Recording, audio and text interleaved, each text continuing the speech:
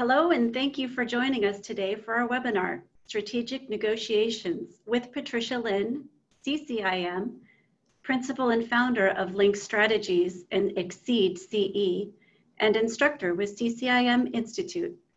We'd like to thank all of our sponsors of the chapters in these regions. It's with your year-round support that we are able to bring you programming like this and all of our exceptional events that you've come to rely on. We'll begin this session promptly at 10 a.m.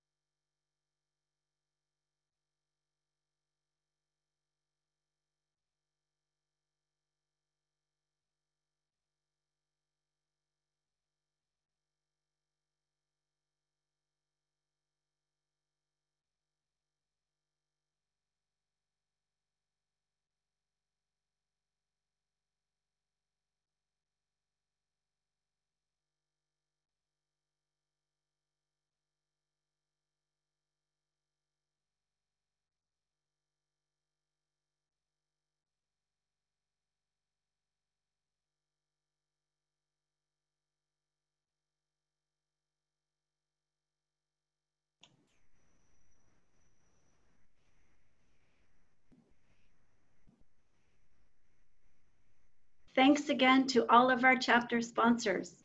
Our webinar, Strategic Negotiations with Patricia Lin, CCIM, is about to begin.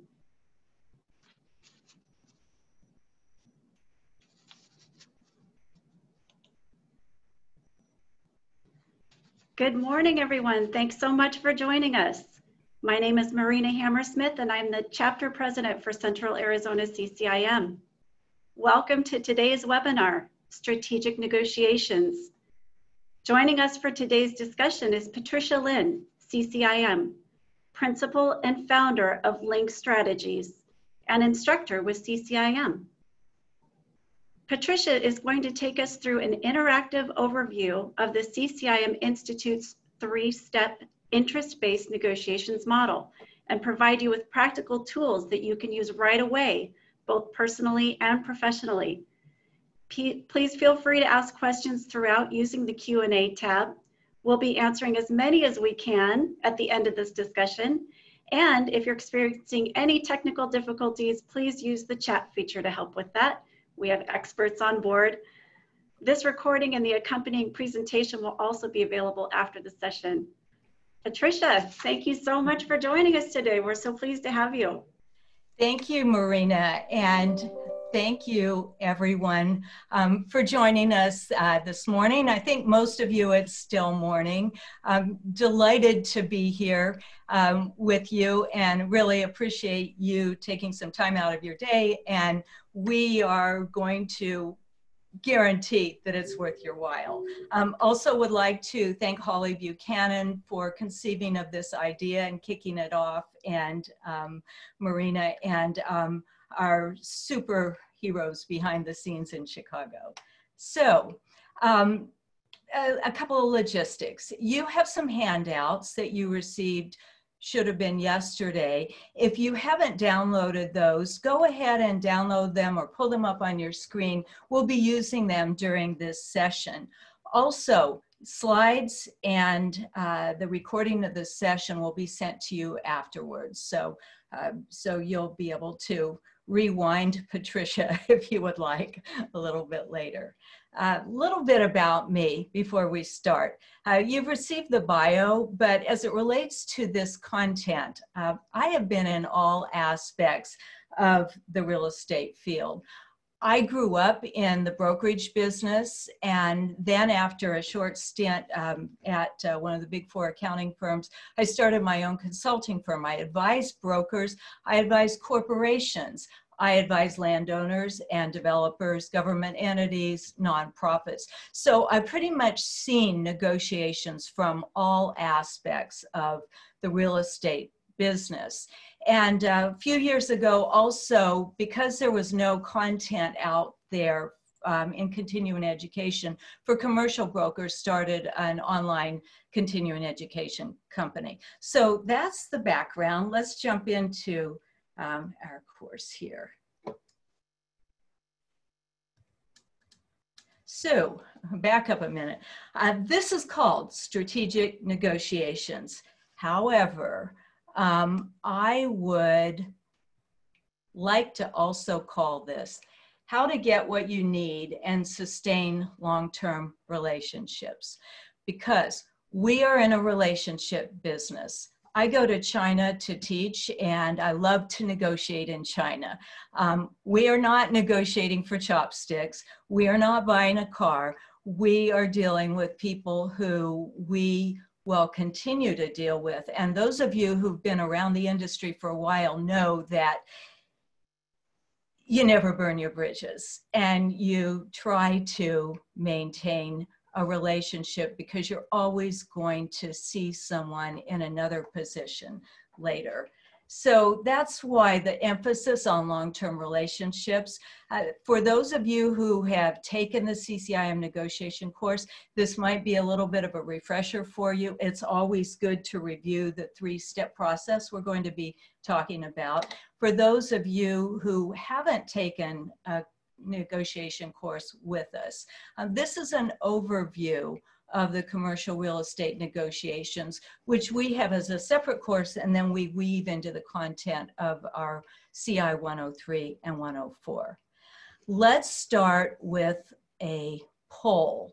And I want to say before I launch the poll that this is anonymous. So go ahead and feel free to check whatever is appropriate as it relates to you and the poll.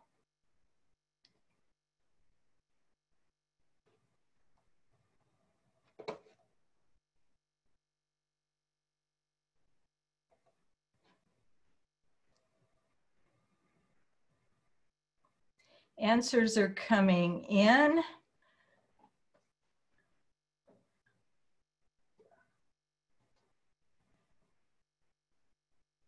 Looks like if I were narrating a horse race, it looks like buyers, sellers taking the lead with other brokers coming up behind, and oh, spouses and significant others, a close third. We have about 70% of you have chimed in. We'll wait another 20 seconds or so.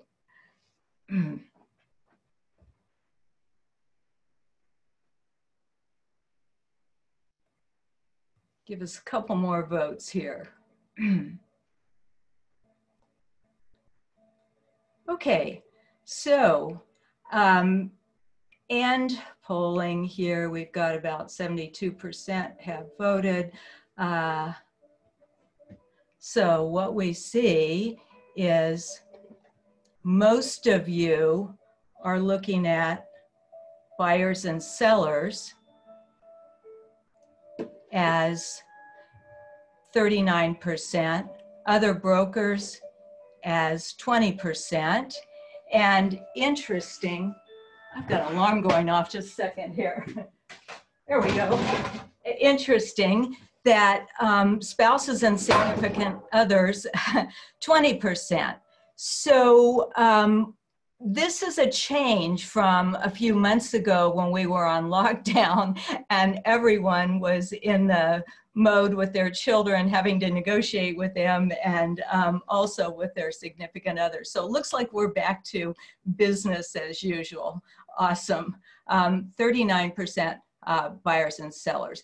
Now, the reason for launching this poll wasn't just to say, we want to make sure you're here and are you paying attention? It's not that. The reason is that what we're going to discuss today applies to all aspects of our lives. And this process will help you not only with the real estate industry and those issues that you deal with, but also non-real estate negotiations as well. So let's get on with it. Now, traditionally, this is how we see negotiations, isn't it? We often look at negotiations as a necessary evil, a zero-sum game, a winner, a loser. We're employing tactics to knock the other person off of dead center in order to get what we want. And even, now that may be rather harsh, but even though we consider ourselves a win-win negotiator, sometimes there is just this default pattern that says, we want to win. We want that one-upsmanship. We want to ensure that we get the best of the other party. So mindset is usually negotiations. They're tough. It's adversarial. So I want to show you this quote.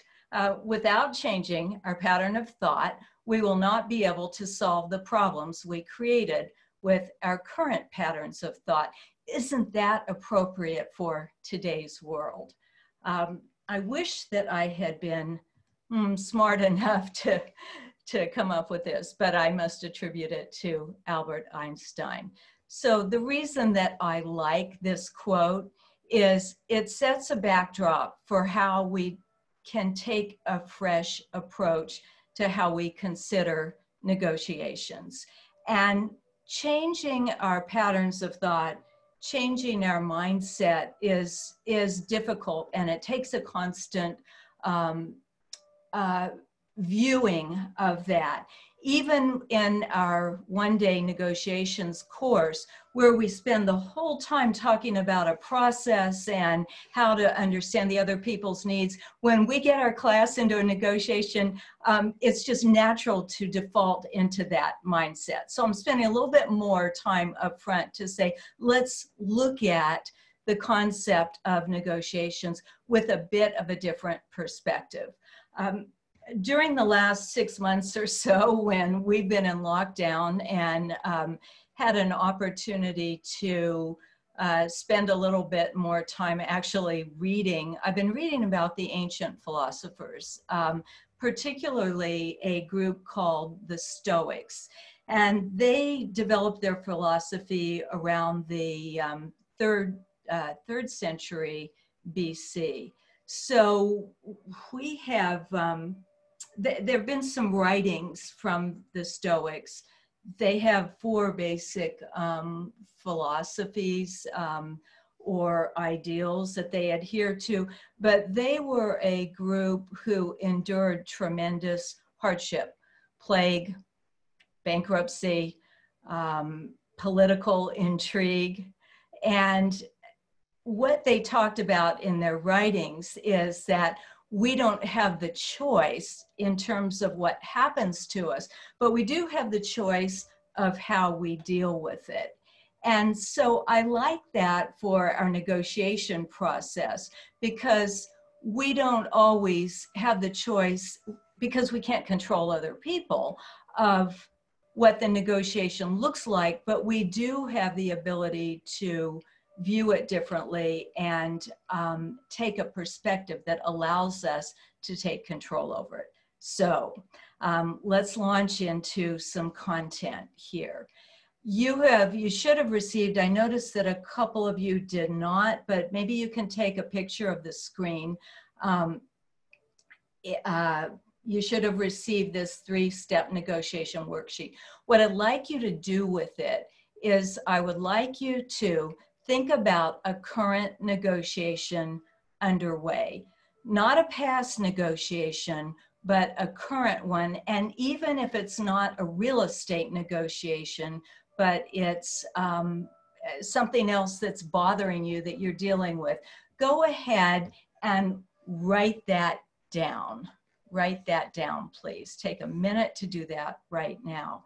And logistics-wise, a number of you have had me in a course. You know that my style in the classroom is very interactive. This isn't just me talking to you. Like you to participate, feel free to move into the chat. But by filling this out, it helps to engage your thought process about the steps that we're going to go through.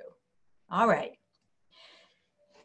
What we're going to do in the next 45 minutes now is we're going to address why we feel so strongly about the interest-based negotiation approach. We're going to give you an introduction into the 3-step negotiation process, and then we're going to have some practical applications from experience woven into the 3 steps, and then also some time for Q&A. So if you have questions, you can type the questions into the Q&A, and Marina will be monitoring those.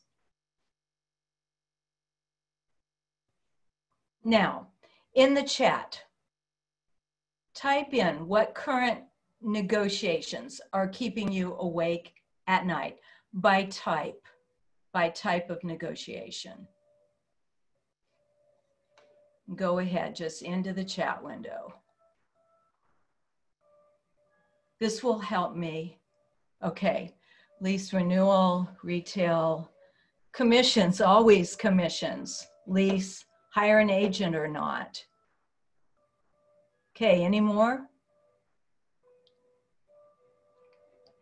Restaurant, rent abatement, that always comes up. Getting my kids to do their homework. Convince someone to sell, tenant shutdown by governor's orders. Oh, tough. Retail lease negotiations. Great. Dealing with contractors. Yep. Commissions. Okay. Conditional use permit. TIs.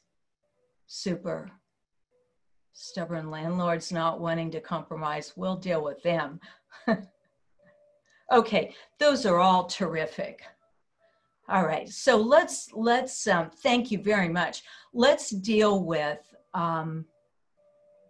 why we feel so strongly about our approach.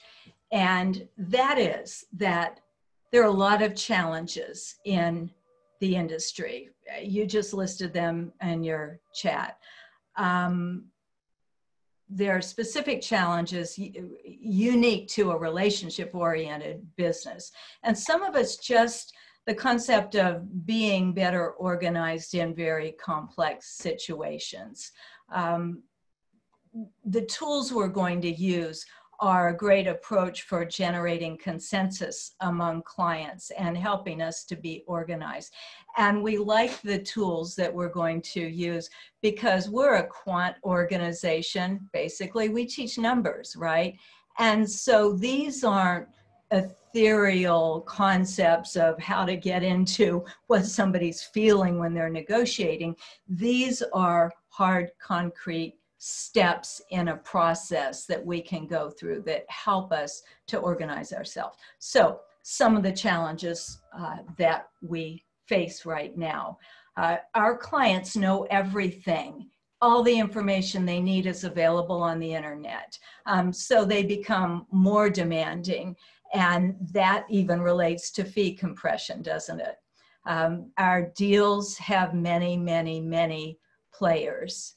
And when I was in the brokerage business and I would deal with a corporation, it felt like I would take this proposal and I would lob it over this big, high, impenetrable, velvet, thick curtain and never know what was over on the other side. And then I'd sit and wait and wait and wait and wait. Well, what's going on the other side is all the complexities of the organization is spinning around before they can respond to me. Non-monetary issues we'll talk about a little bit. And then, of course, the difficult negotiators always all represent a challenge. I want to dive a little bit deeper into some more of the challenges. I've spent as a corporate real estate consultant, the last 15 years, maybe a little bit more, 20 years beyond that, working with companies as it relates to corporate policy around home officing. And we found that most corporations use about, their space is occupied about 40% of the time. So we started working on work from home. We did space studies, utilization studies, location, measuring productivity, huge analyses. And I found that there was nothing happened unless it was almost like everybody held hands and sang Kumbaya to get the corporation to move forward. Now, all of a sudden, that's all out the door.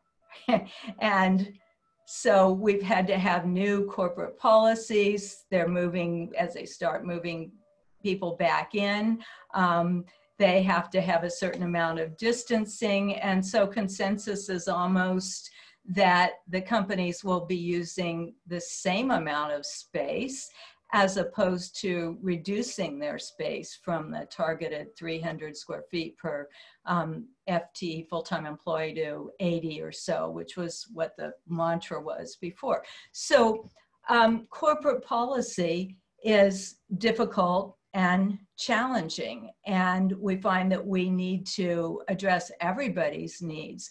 I love this flow chart as it relates to building consensus. So take a look at that. You see discussion, proposal, test for consensus. It goes left to no, but it doesn't go right to yes.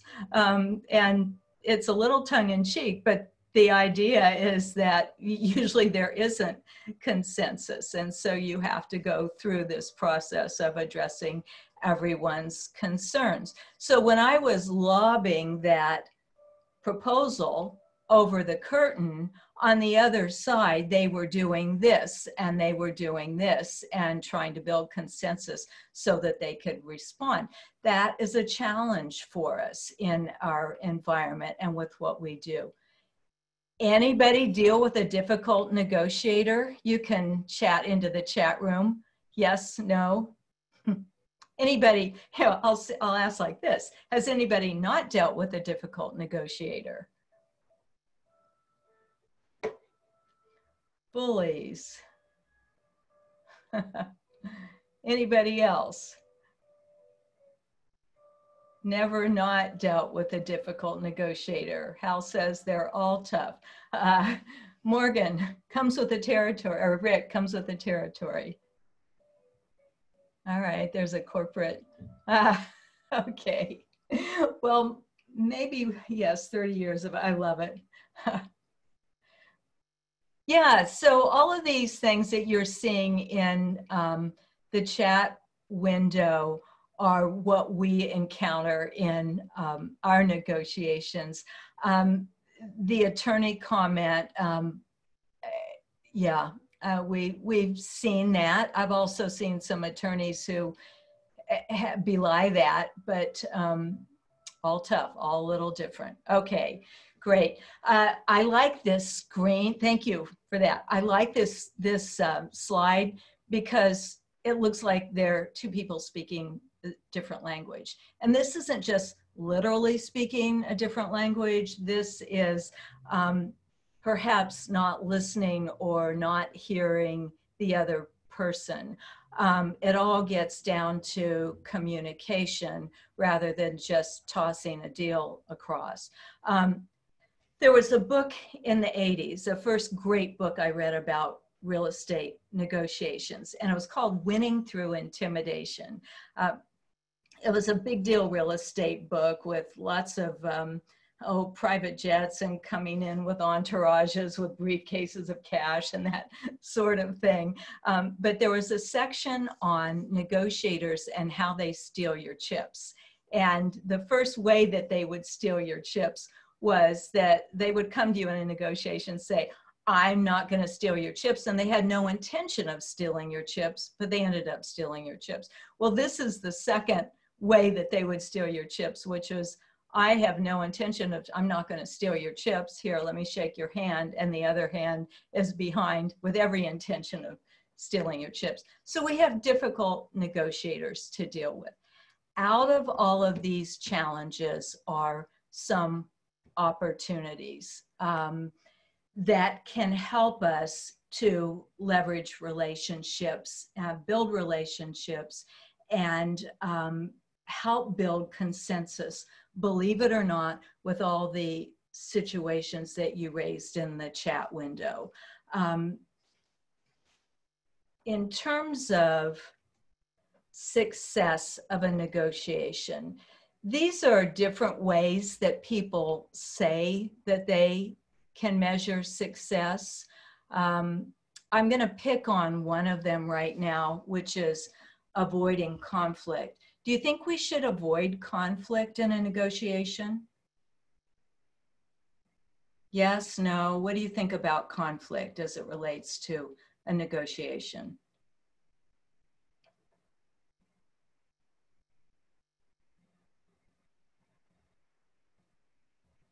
Yeah, a lot of us don't like conflict. And I've got some great answers. Kill them with kindness, embrace it. Thanks, Tony. Can be good, if not hostile. These are terrific. It can get the negotiation moving. Conflict is tricky. You must disclose the conflict as a diagnostic in order to determine where the issues are. It's a little bit like going to the doctor's office and dealing with the pain in your elbow. The doctor can't address the pain in your elbow unless you describe what it is.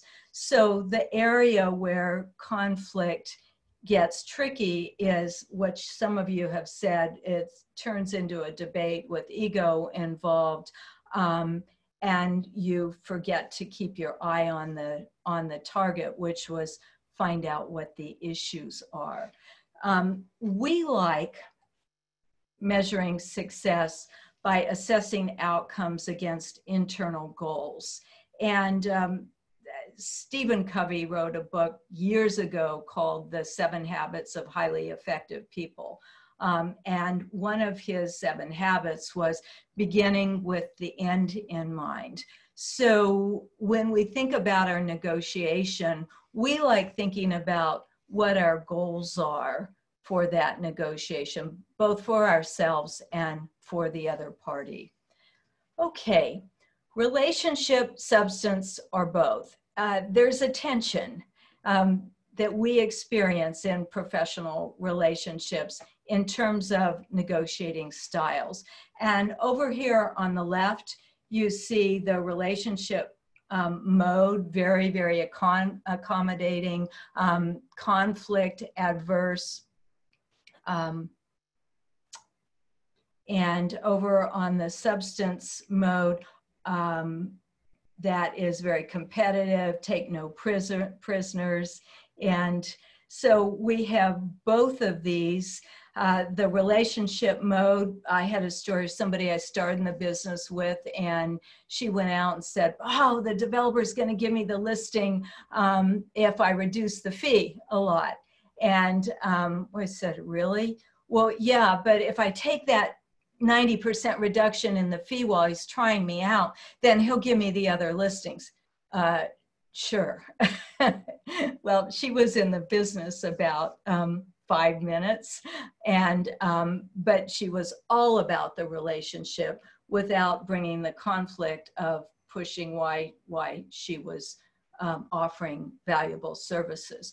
So we tend to compromise between the two, between the relationship mode and between the substance mode. And what we say is that by expanding the pie, there's something that we call the CCIM win-win zone. And we do that by focusing on their needs and our needs. And instead of compromising here, we expand that pie. We sometimes call it accretive negotiations rather than distributive negotiations, using some creativity. Okay, well, what's that mean? You may have heard this story about the orange, and two sisters were fighting over the last orange. Becky and Melissa both wanted the orange, and they were in the other room. Everybody was locked down, and mother comes along and says, I'm tired of this. I'm going to just cut the orange in half. And still the girls aren't happy. So mother says, what's the problem here? You know, you each got some of the orange. That's the best that we can do with what we have. And Becky says, well, I didn't want the whole orange. I just wanted to eat the fruit. And Melissa says, well, I didn't want the fruit. I didn't need this half with all the fruit in it. I just wanted the skin for orange zest to make a cake that I wanted. So if mother had asked the question, we might have had a different scenario in terms of how they both got more of what they wanted and expanded that pie. I know with adults here, I should make that a story about margaritas, but anyway, there you are. Okay, Stephen Covey again. When you show deep empathy towards others, their defensive energy goes down and positive energy replaces it. That's when you get to, this is what I like about this quote, more creative in solving problems. Okay, we've got a little game here. Marina, are you there? I am here. I'm coming. I have a deal for you. I have a deal for you. Corner, Marina lives in the Scottsdale area. Corner, Scottsdale, and Camelback. And it's not on the market yet. Its value is about 15 million, but today for you, I'm going to offer 10 million. It's a real deal. And I think you should just decide on it. Yeah, I don't think so. I mean, I don't know if you've seen the traffic counts there. I know what you're talking about. It's hidden. It's kind of tucked behind the frontage. I think, look, you're 5 million tops. 5 million. Whew. Okay. Well, let's see. Where am I? I'm at 10. How about if I come down to 9? Yeah. No signage opportunity. Parking's terrible. I appreciate what you're saying, but maybe we're 6, but yeah, we're far apart here. Yeah. Okay. 9, 8. Best deal. Yeah, you really should take this. I mean, you really should take this. And I just think you'll be happy afterwards. And it's because you're a CCIM and our relationship, you know? Well, because you're a CCIM, I think we'll come up to 4 or 5. Whew. Okay. I'm sorry. I think we're at an impasse. It's really great, but okay. So Marina and I go back and forth a little bit more, and we go back and forth a little bit more. And then we end up, what do we end up doing? Splitting the difference, right? Does that look like a classic deal? Yeah. I've done it 1 or 2. Yeah. So Marina, how do you feel after negotiating like that?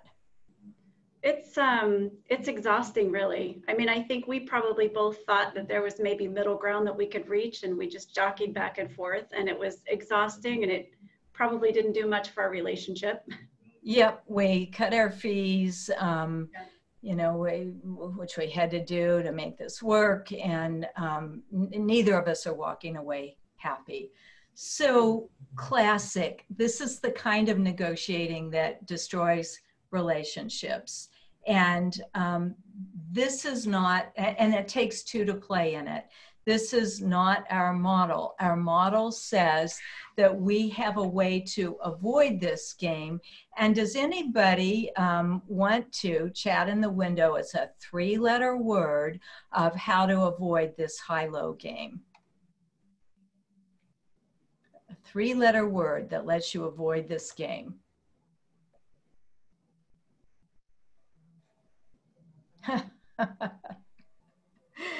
Oh, Robin.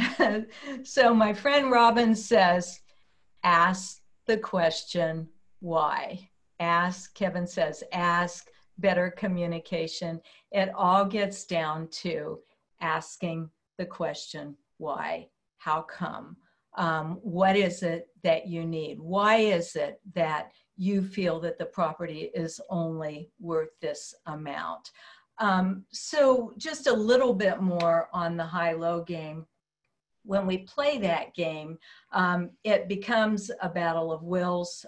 As Marina says, it damages relationships and may ignore some issues. So this gets to the heart of the CCIM negotiation program and the basic premise, which is people will make decisions on their own interest. The way to find creative ways to, the key to successful negotiation is creative ways to satisfy those interests, which are non-negotiable, and then understand what all the alternatives are before you reject or accept a deal. So that leads us to the 3-step negotiation process. And the 3 steps arise out of those 3 premises. I'll dig deeper into how they look, but you can see them here. Who are the parties, what actions, and what happens if there's no agreement. So our assumption, we stated, people make decisions on their interests. So the step is what we call a stakeholder interest chart. It's the best tool I've seen in our program as it relates to getting a deal done. We have to find creative ways to solve their interest. So our second step is to brainstorm actions. And then we need to understand or conduct a risk analysis. What happens if there is no deal? So in looking at step 1 of the 3-step process, this is that stakeholder interest chart. The way that I use it is most of the time in my head until it gets complicated. But you can see across the top are stakeholders, what their issues are, and then in the middle, we're going to add their interests. So the first thing we do is we identify who the stakeholders are. This is a just sample deal. What the issues might be. And then in the middle is what each stakeholder feels about each of the respective interests. So to bring this to life, and you also have a stakeholder interest chart as part of your handout, but to bring this to life, a real life case study, names have been changed and locations to protect the parties. This was a family, 3rd generation family. They're civic leaders, great family in the community, made many contributions, but the highest and best use of their property was no longer farming. So they hired me as a consultant to help them deal with the city and to find a developer. We visited projects all over the country. We took about a year in the planning before we sent out an RFP. We narrowed down the developer selection process, and we spent 8 months negotiating with 2 top law firms in Southern California. We, at that point, and about $300,000 into it in legal fees, reached an impasse. The issue was over control. So here is how we worked out that the stakeholder interests here. We had the 3 siblings and the developer. We had the issues, decision control, their family legacy, profit, project aesthetics, and then the developer fee. And so what you do when you fill out a stakeholder interest chart is you fill the chart out across for each of the issues. So for decision control, red meant opposite from everybody else. Since these didn't have different colors attributed to them, they were different but not opposite. Family legacy, the developer did want to support the family legacy. The lead sibling who I dealt with wanted to ensure that was very important to her. Profit, one of the brother maximize, developer maximize their profit. Project aesthetics, we want best practice. We want this to be a model community. Their comment was, we don't want ticky-tacky houses like have been developed through the rest of the community. We want something that makes this community stand apart. And then the developer fee, minimize, eliminate, and then maximize. So that was the stakeholder interest chart. And you can see that where we had absolute conflict was on the decision control and the developer fee. So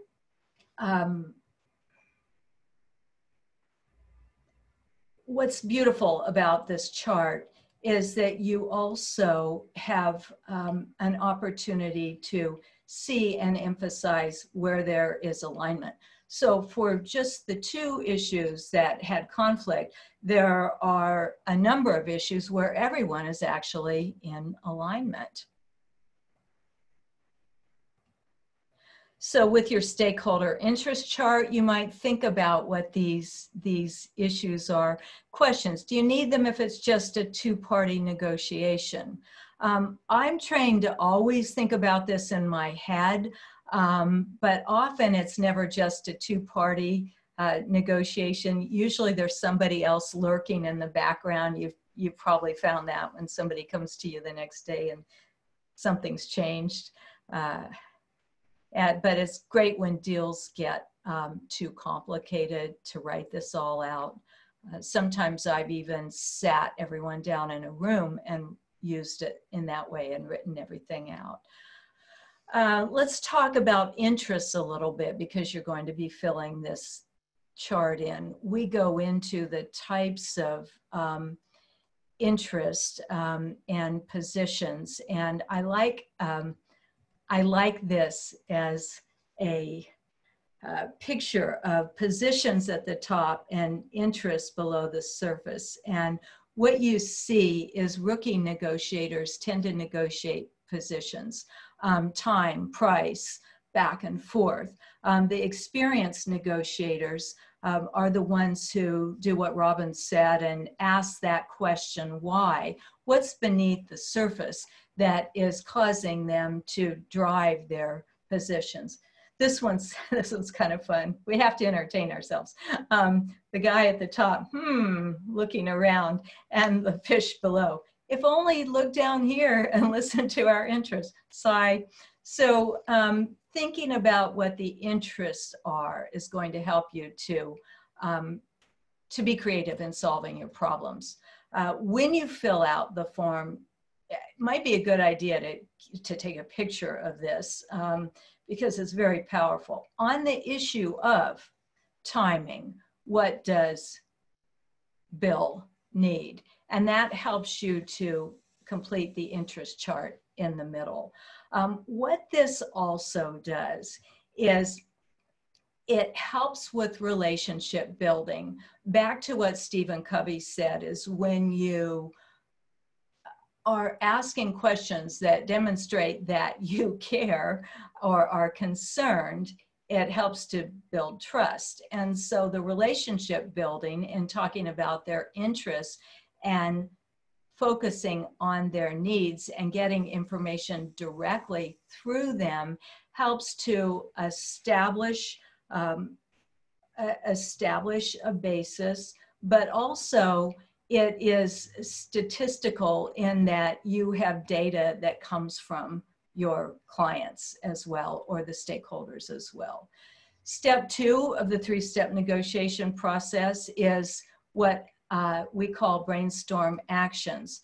How can we get them what they need so we can get what we want? And what we call actions are possible options for satisfying interests through a negotiated agreement. We have a lot of fun with this in our course. We actually make it a contest, but in the real world, it's great to brainstorm and take the interest chart and have everybody, have the help from people who have different perspectives, come up with ideas that meet all of the needs. So what's that look like with our case study? Okay, so here's the stakeholder interest chart. What action steps can be proposed to satisfy these needs? Here you are.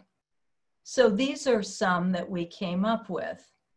We could develop an oversight committee with a tiebreaker from the independent party, tour other new urbanist communities throughout the country, conduct a community forum to get input that dealt with project aesthetics, hire an independent consultant on market command to help with our financial analysis and our feasibility study, hire a law firm to amend the EIR to increase density to reflect the new urbanist concept, which is higher density in a central location and then lower density in the peripheral areas or community areas, create a project theme, enhance a waterfall for profit to developer. So those two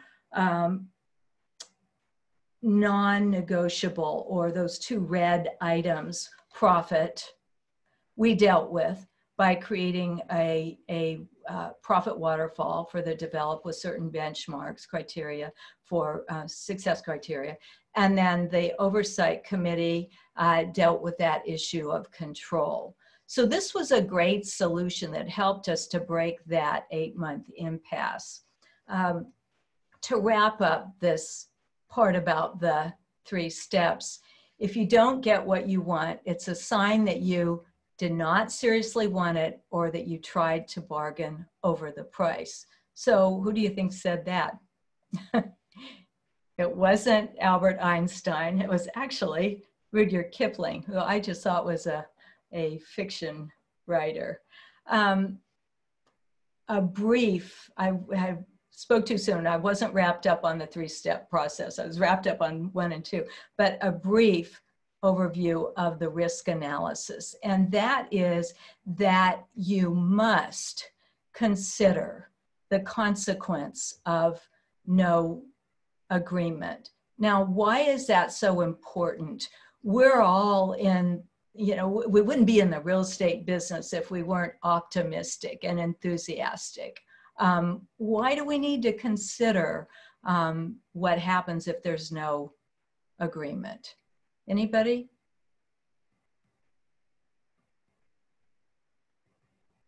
That means chime into the chat.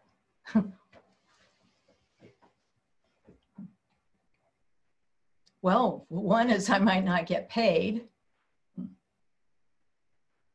Maintain relationships.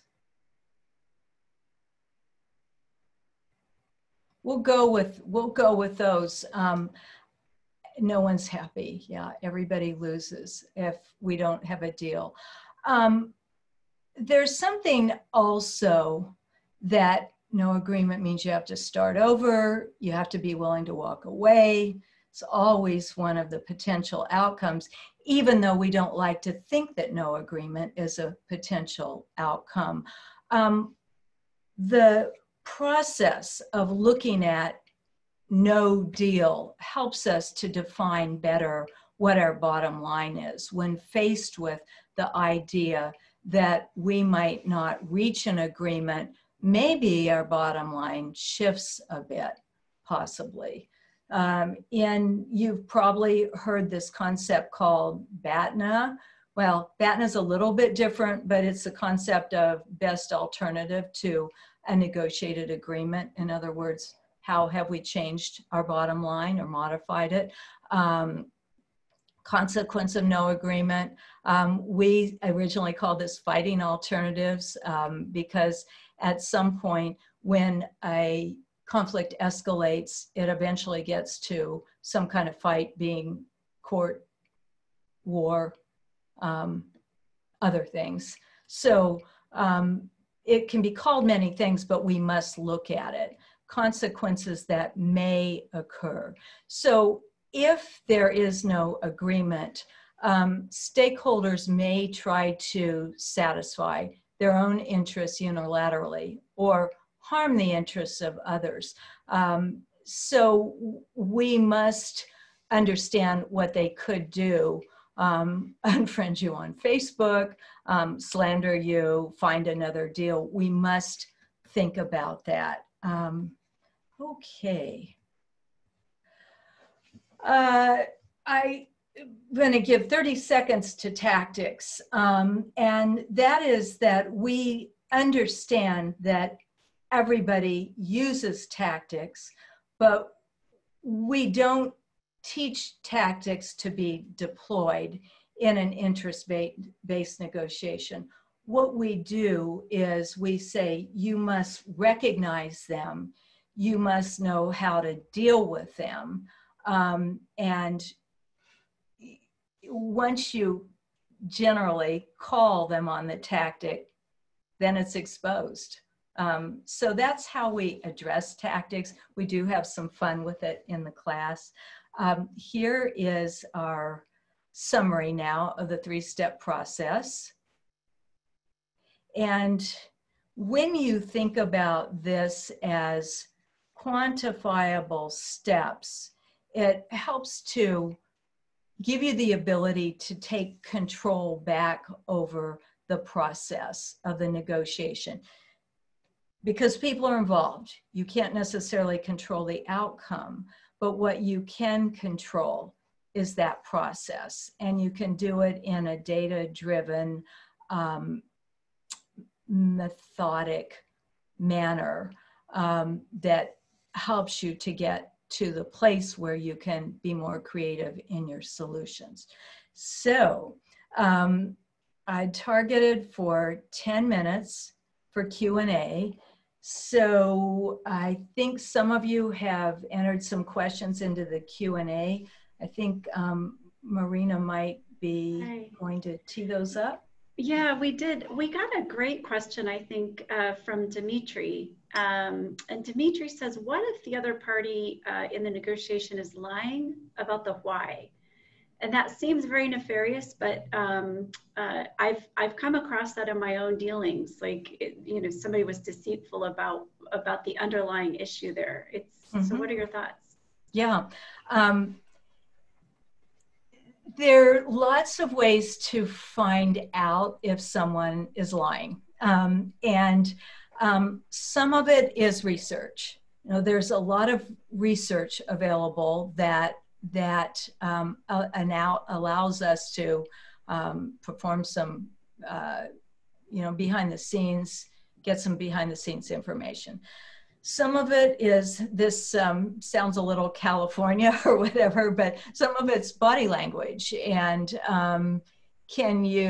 sometimes you can tell whether people are lying just by looking at signals that they might give. The other is, we have a great tool in the commercial real estate negotiations course called Numeral.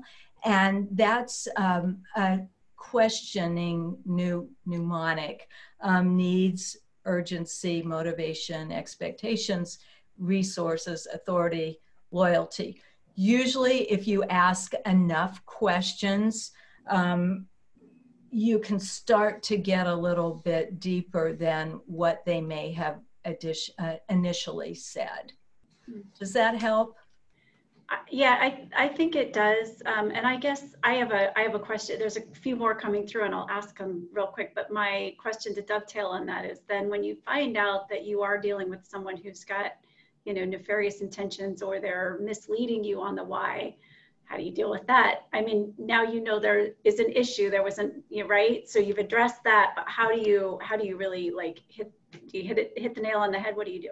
Yeah. Again, there's a lot that says you just deal with it head on.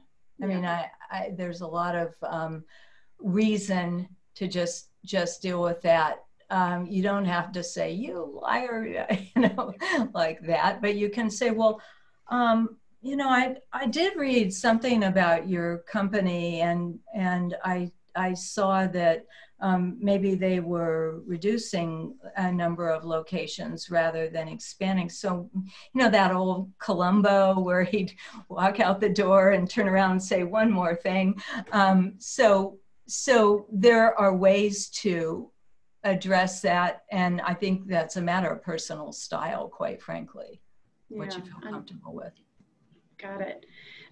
So Demetra, I'm going to get to you in just a second. We've got, how do you deal with people who are simply greedy and unprofessional? Sure.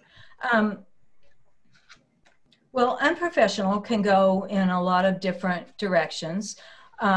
Greedy, it's just a frank discussion about what you want and what I want and what your needs are, and digging a little deeper beyond just the pricing. And I know that sounds real easy, but also when you throw, and it's not, when you throw in the step 3 of what happens if we don't do this deal, and your willingness to not do the deal, then perhaps that allows them, and finding other way to meet their interests other than price. It's back to that old, if you're just negotiating over price. And the best way I saw anyone ever deal with a step 3 was Steve Jobs, shortly before he passed away, was trying to get the Apple headquarters building approved in the city of Cupertino. And there are some YouTube videos of him at city council, and he was getting some, or planning department, I think, he was getting some opposition, and he just walked in and he said, I grew up in these streets. I kicked the ball down the middle of the streets and rode my bicycle under these trees. And I love this community. And I really would hate to remove our company from its tax base. And he said very sincerely, but that was the step 3. So stop being so greedy about incentives that were being extracted. I see you've got about 7 lined up, so I'm going to stop on that one. Yep, okay. So Dimitri also says then, let's say you get caught in a lie and the trust is broken. Where do you go from there? It's difficult to rebuild trust once somebody has been caught in a lie, but you can continue to set ground rules. If that has been exposed, it's out in the open, then you reestablish ground rules, determine the importance of continuing that relationship toward whatever its objectives are. And then, speaking rather generically, I would say reestablish the ground rules. Yeah, that makes sense. All right, so from Jacob, what is a good way to ensure an accommodating strategy to build relationships won't create a precedent for the opposing party to base future deals off of, right? I get that. So setting the precedents for future, you gave on this here, so you have to give on that there, right? Sure. There's a general guideline when you're negotiating one deal, which is you click off all of the terms of the deal, but you start that conversation with. Each one is independent, and we don't reach an agreement on one until we've reached an agreement on all.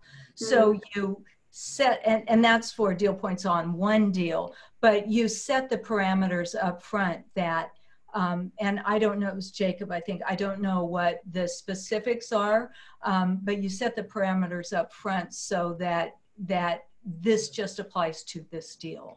And make sure. And so his, for instance, was a developer example where the commission was reduced to earn the listing, and then you know that set precedent. So you know, you might do that one off, but you wouldn't do that on a consistent basis. It's sort of like, you know, that lost leader, right? Yeah. Or you end up like my friend who's out of the business after a while. Yeah. So I would continue to go back and reestablish my value, and I never.